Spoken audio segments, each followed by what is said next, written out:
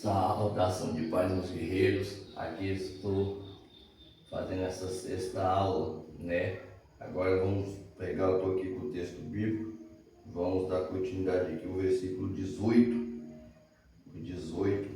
em diante, que diz: porque tenho por certo que as aflições desse tempo presente não são aptas para que se equiparar com a glória vindoura que nós há de se manifestar. Porque o anelo expectante da criação, ou em algumas traduções, porque a ardente, expectativa, criação, guarda a manifestação plena dos filhos de Deus. Porque sabemos que a criação ficou sujeita à vaidade, não por sua própria vontade, mas por causa daquele que a sujeitou, na esperança de que também a própria criação será libertada do poder que a escraviza na corrupção, isso é, o poder da carne, o poder do pecado, que a carne dá liberdade para ela, a escraviza na corrupção, para a liberdade gloriosa nos filhos de Deus, ou para a redenção do corpo, dos filhos de Deus. Amém? Eu vou ir apenas aqui, o 22, porque sabemos que toda a criação geme conjuntamente e suporta as angústias das dores do parto até agora. E não somente ela, mas também todos nós, mesmo que temos as primícias do Espírito, igualmente gememos, guardando a adoção, isto é, a redenção do corpo. Amém? Vou deixar o texto bíblico aqui de lado. Então nós falamos na última aula, mostrando mais ainda veemente, diante de uns determinados vocábulos grego, como nós saímos dessa condenação e a dádiva que recebemos, Alguém que estava condenado passou a receber agora a adoção. Alguém que estava condenado passou agora a ser chamado de filho. E pelo incrível que pareça, pelo próprio juiz, o juiz passa a ser o teu pai. Aquele que faz a tal obra e paga o preço da condenação, passa a ser o teu irmão. Amém? E o que Paulo está mostrando aqui agora é que, por mais que saímos dessa condenação, por mais que saímos desse tal julgamento, dessa tal sentença, e por mais que recebemos essas dádivas aqui, deixa eu colocar, por mais que recebemos essas dádivas, nós ainda possuímos a fragilidade, entendeu? Possuímos, deixa eu colocar aqui, a fragilidade. Possuímos a fragilidade. A nossa carne, ela se encontra mortificada por conta do pecado. É por conta disso que o texto sempre nos orienta a andar no Espírito, porque da carne nada presta. A carne se encontra de uma tal maneira que ela se encontra mortificada, entendeu? Mortificada. Essa expressão ela é tão tremenda, está na Toyser, a expressão está na Toyser, que é o mortificar da carne. Lembra? Já fiz algum vídeo aí, Thanatos, que é morrer, entendeu? Matar. Thanatos, aqui só apenas um vocábulo grego alongado, porém é do morrer, é o mortificar da carne, entendeu? É essa expressão que Paulo usa quando ele fala Thanatosete, de sarque, entendeu? Aqui, ó.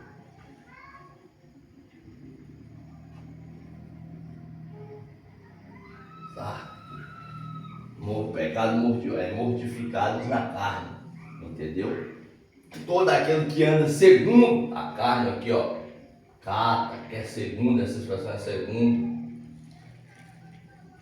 aqui, na carne aqui, todo aquele que anda segundo a carne, ele não faz parte dessa adoção, ele não faz parte dessas dádivas, desse privilégio, Entendeu? Por quê? Porque a carne, o próprio texto mostra que todo aquele que anda na carne faz inimizade com Deus.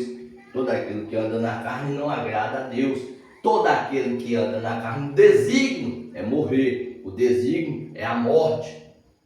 E o pecado, ele traz, porque o próprio texto também, outrora, em outro capítulo, mostra que o pecado da carne, ou o salário, né? O que é salário? É a recompensa do pecado, é o que? A morte.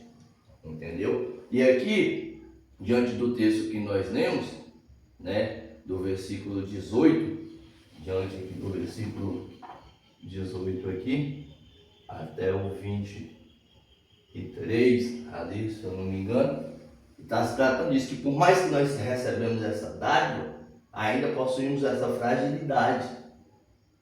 Ainda possuímos essa fragilidade. Aqui vai entrar o que Paulo fala lá na frente da fraqueza. Entendeu? A fraqueza, a parte frágil.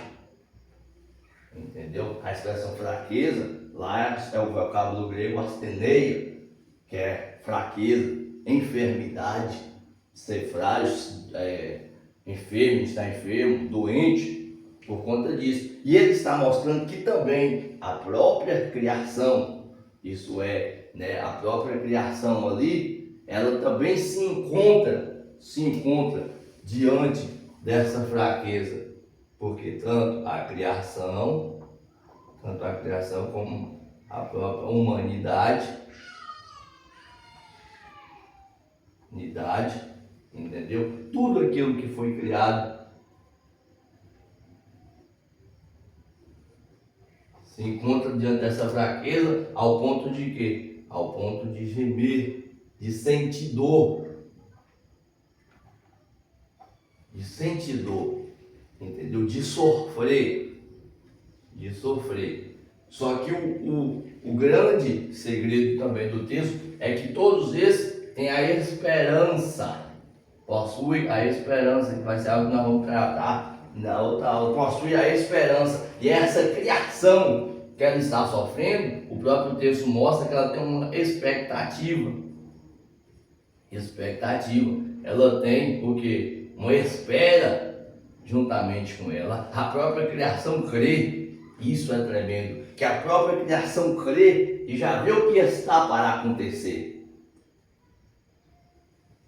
Tudo foi se acontecendo. A condenação saiu, a sentença saiu. Porém, ainda falta algo que é o quê? A redenção do corpo. Deixa eu colocar aqui. É a redenção do corpo. Olha que coisa tremenda.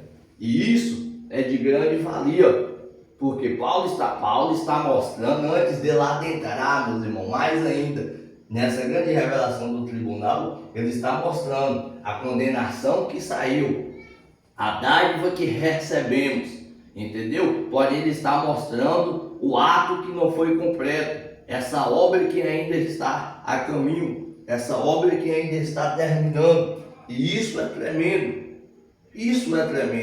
Paulo no versículo 23, vamos recapitular aqui só para nós entendermos. Paulo no 23, ele fala, e não somente ela, mas também nós mesmos, que temos a primícia do Espírito, igualmente gememos aguardando a adoção, e isto é, a redenção do corpo. Olha que coisa tremenda. Paulo usa a determinada expressão, apolutrosses, aqui, entendeu? Aqui, ó,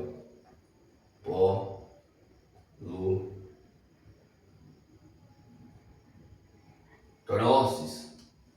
Isso aqui é o D, o A, porque é o D, é o fora, D, entendeu? Lutrosses, meus irmãos, lutrosses aqui é o resgatar. Esses lutrosses aqui é o resgate, é o resgatar. E outra, resgatar pagando, entendeu? Ele está falando que a redenção que está para acontecer, isso aqui, deixa eu fazer aqui. Ele está falando que essa redenção que está para acontecer, ela teve um preço, alguém pagou por ela. E diante de todo o contexto, nós sabemos que quem pagou por ela foi aquele que se torna nosso irmão. Diante de todo o contexto, nós sabemos que quem pagou, fez essa redenção pelo corpo, que é futurística, está para acontecer, foi o pai dele que enviou esse irmão, que é Cristo Jesus. O pai dele, que é Deus, enviando o seu filho, que eles pagaram. Olha a expressão que Paulo usa, Apolutros, melhor dizendo, entendeu? Se você pega aqui também apenas esse vocábulo aqui, ó, também ela se encontra aqui, lutron, quer dizer resgate, entendeu? É você resgatar pagando, você adquire algo, mas você tem que pagar. Isso é tremendo. Um é o resgatar, um é o libertar, o soltar, é o libertar. Não estavam condenados? Alguém te libertou. Não estava condenado? Alguém te soltou. Não estava sentenciado? Alguém te tirou. Não estava condenado por conta de uma dívida? Alguém pagou essa dívida. Olha que coisa tremenda. A expressão que Paulo usa mostrando esse termo aqui, ela está designada aquele significado ali. Apolutros é o grande fazer daquele que teve o amor por nós. Paulo está tratando sobre tudo isso, para depois mostrar ainda com mais veemência, para depois mostrar ainda com grande dádiva, porque Cristo Jesus fez por nós e que nenhuma condena. Aqui, meus irmãos, ele apenas está mostrando, até esse 23, 24 ali, ele apenas está mostrando essa condenação que saiu, essa grande obra que foi feita, essa grande obra que foi executada, para depois mostrar ali que a grande oportunidade que esse povo teve, a grande oportunidade que essa igreja teve. Observa isso aqui para nós nos entender. Isso é tremendo. Estávamos presos, estávamos em condenação, mas fomos soltos. Estávamos presos, estávamos em condenação, mas fomos libertos. Estávamos condenados, mas alguém nos libertou. Essa mesma expressão, ela é a famosa redimir. É o famoso redimir, que desde o Antigo Testamento já tinha base bíblica mostrando que o Messias faria isso, mostrando que aquele que viria, ele fazeria isso. Então o lutron é isso aí, é resgatar, é libertar, é pagar com preço, diante do famoso campo jurídico. Se você estuda a munição de escravo, aqui ó, a munição ali de escravo, olha isso aqui, meu Deus. A munição de escravo, a libertação dos prisioneiros.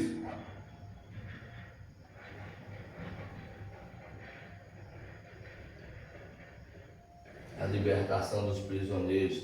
A munição aqui de escravo é do escravo que ele era liberto, ele era solto, ele pagava a sua dívida. Quem pagava a dívida? Quem pagava essa dívida dele aqui? Entendeu? Ele mesmo, o patrão dele podia pagar, o patrono, né, melhor dizendo, ou ele mesmo também, ele mesmo podia pagar. Ele mesmo podia pagar essa dívida. Ele ia trabalhando e depositava todo o dinheiro aqui no templo, e quando chegava obter o seu determinado valor, ele era liberto. A libertação dos prisioneiros, quem pagava ali? Quem pagava eram os próprios pais. Isso dentro do termo jurídico grego, entendeu? Os próprios pais pagavam, ou o próprio Estado. Essa expressão, ela era usada dentro desse termo aqui, entendeu? E tinha os famosos escravos também, que alguém tinha que libertar eles ali. Alguém tinha que libertar. Tudo tinha que ter o seu preço a ser pago. Entendeu? Essa libertação dos devedores aí. Tudo tinha que ter o seu preço. Esses resgates aí dos próprios prisioneiros de guerra. Entendeu? Aqui a libertação dos próprios prisioneiros de guerra funcionava assim. Entendeu? O país, o estado ali. E tinha os dos próprios, a libertação aqui dos escravos, de outros escravos, ou qualquer outro prisioneiro, melhor dizendo. Entendeu? Deixa eu só melhorar aqui para nós, para não confundir. Aqui é a libertação dos prisioneiros de guerra. E aqui era de qualquer outro prisioneiro. Que aí tinha que arrumar qualquer um, alguém que queria para quitar, entendeu? Essa dívida, para pagar essa dívida. Isso diante do famoso contexto ali romano, funcionava dessa maneira, diante do próprio contexto grego, né? E também diante do próprio contexto romano, também funcionava assim. Não tinha como correr dali, entendeu? Tudo tinha que ter uma dívida. E esse termo, ele é tratado aí dessa maneira. Quando nós vemos dentro do campo romano, tudo tinha um comprar de volta. Se você queresse, você tinha que pagar. Para adquirir, você tinha que comprar de volta. Os determinados termos, redemptio, liberatio, emancipatio, entendeu? Tudo tinha que voltar. O famoso aqui, ó. Redemptio, aqui ó, liberatio, emancipatio, entendeu? Aqui ó, você comprava de volta. Ah, é seu? Então me paga que eu vou te devolver. O liberatio aqui era um pagar que você tinha que pagar legalmente, ali você tinha que pagar aqui ó, legalmente.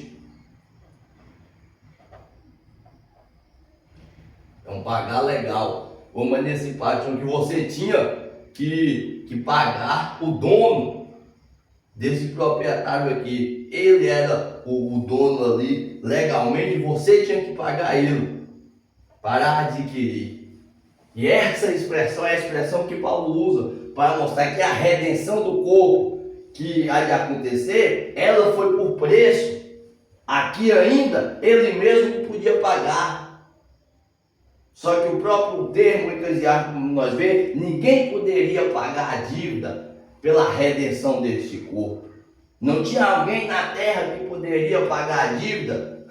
Isso é tão tremendo que aquele que pagou a dívida ele não é constituído como seu irmão. O próprio Salmos 46, se eu não me engano, até o versículo 7 ali, 46 não. Existe um salmo que ele fala: quem poderá pagar a dívida? Pagará a dívida. Não há nenhum fazendeiro que poderá pagar a dívida para o resgate de uma alma ou para o resgate do teu irmão. Isso é tão profundo que o próprio Pedro, ele fala em tua carta aqui, ó, o próprio Pedro, ele fala em sua carta, capítulo 1, versículo 18 a 19, porque fomos resgatados. Fomos redimidos, não foi por ouro e nem por prata, mas pelo precioso sangue de Jesus Cristo, de Cristo Jesus. Olha que assunto tremendo. Ele está mostrando veemente como aconteceu esse grande resgate e que já está tudo consumado. Paulo vem mostrando isso tudo ao ponto, como nós vamos ver mais para frente, que não tem aquele que pode nos acusar, que não tem aquele que pode abrir a boca para falar algo, que não tem aquele que pode falar: eu tenho algo contra, eu sou uma testemunha que não aceito essa abolição de condenação, essa retirada de condenação. Por isso que Paulo está nos mostrando tudo isso, nos mostrando veemente como isto acontece. como esta condenação foi paga, como isso aconteceu. Meu Deus, que esse rápido estudo possa ficar guardado em vossos corações.